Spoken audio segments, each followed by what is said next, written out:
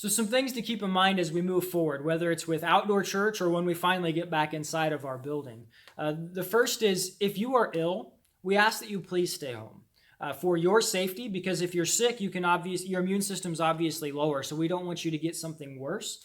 As well as if you're ill, we don't want you to pass something on to somebody else. So we ask that you please choose to remain distant while you are not feeling well. And the second thing is we do ask that you keep distant from one another.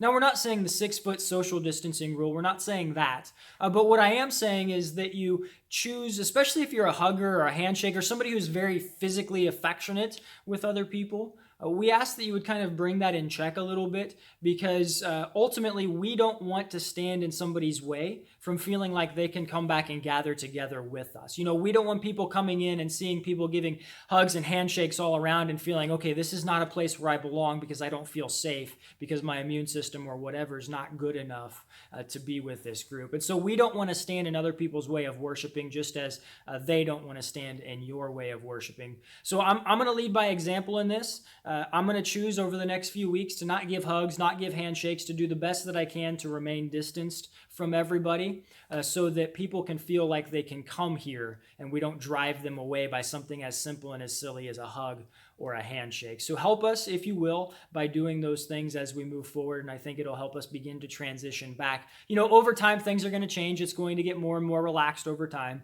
But for now, let's do these things just to help each other out so that people can come back together again as one body and worship their Lord and Savior.